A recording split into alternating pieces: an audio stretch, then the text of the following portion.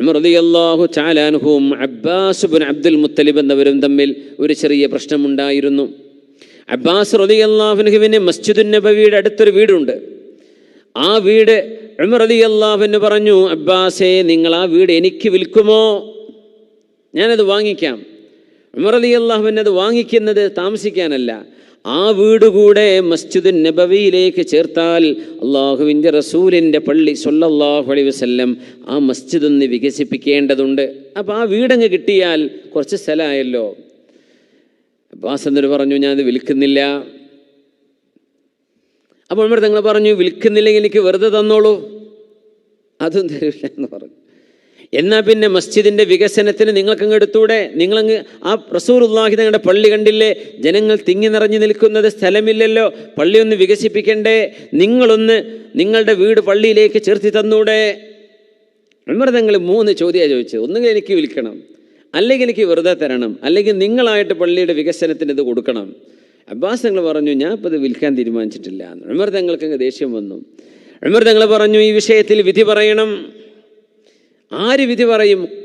Judge നോക്കുമ്പോൾ കിട്ടിയത് ഉബയ്യ് ഇബ്നു കഅബ് റളിയല്ലാഹു അൻഹു. നേരത്തെ ഉമർ തങ്ങളുടെ പ്രതിയായിരുന്ന ഉബയ്യ് റളിയല്ലാഹു അൻഹു. നോക്കണം, അവരുടെ മനസ്സിലൊന്നും ഒരു വെറുപ്പില്ല. നമ്മൾ എന്തെങ്കിലും ഒരു പ്രശ്നം ഉണ്ടായാൽ മരിക്കണവരെ അത് കൊണ്ടു നടക്കുമല്ലേ. ഉമർ റളിയല്ലാഹു അൻഹുവിൻ്റെ നേരത്തെ പറഞ്ഞ വിഷയത്തിൽ ഉബയ്യ് ഇബ്നു കഅബ് റളിയല്ലാഹു അൻഹു വാദിയാണ്, ഉമർ എന്നൊരു പ്രതിയായിരുന്നു. അങ്ങനെ വിധി പറയാനാ സെയ്ദ് ഇബ്നു സാബിത്തിൻ്റെ അടുത്തേക്ക് പോയത് അല്ലേ. ആ ഉബയ്യ് ഇബ്നു കഅബ് റളിയല്ലാഹു അൻഹു ഇപ്പോൾ ഉമർ റളിയല്ലാഹു അൻഹുവിൻ്റെ വിഷയത്തിൽ ജഡ്ജായിട്ട് വിധി പറയാൻ പോവുക. അബ്ബാസ് എന്നവരെയും ഉമർ റളിയല്ലാഹു അൻഹുവിനെയും വിസ്തരിച്ചുകൊണ്ട് വിധി പറയാണ്. അപ്പോൾ വിധി പറഞ്ഞപ്പോൾ സ്വാഭാവികമായും ഉബയ്യ് ഇബ്നു കഅബ് റളിയല്ലാഹു അൻഹു പറഞ്ഞു, ഉമറേ, ഞാനൊരു അഭിപ്രായം പറയാം.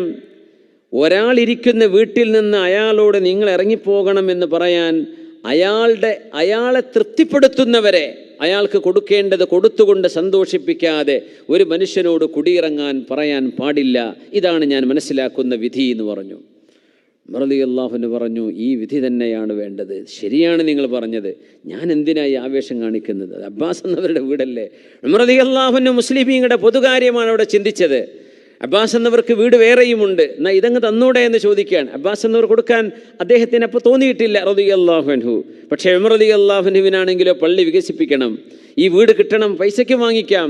പക്ഷേ കോടതി വിധി പറഞ്ഞു, ഉമറേ, നിങ്ങളുടെ അഭിപ്രായമൊക്കെ നല്ല അഭിപ്രായമാണ്, പക്ഷേ ഒരാളുടെ വീട്ടിൽ നിന്ന് അയാളെ ഇറക്കി പുറത്താക്കുക എന്ന് പറഞ്ഞാൽ ആ മനുഷ്യന് സന്തോഷമുള്ളത് കൊടുത്തിട്ടേ പുറത്തിറങ്ങാൻ പറ്റുള്ളൂ. അങ്ങനെ ഉണ്ടല്ലോ, കുടിയൊഴിപ്പിക്കുക, നമ്മുടെ നാട്ടിലൊക്കെ ഉള്ള വിഷയങ്ങളാണ്. കുടിയൊഴിപ്പിക്കുക, ആ വീട്ടുകാർക്ക് സംതൃപ്തമായൊരു മൂല്യം അവരെ സന്തോഷത്തോടെ തരുമെങ്കിലേ അവരൊഴിപ്പിക്കാൻ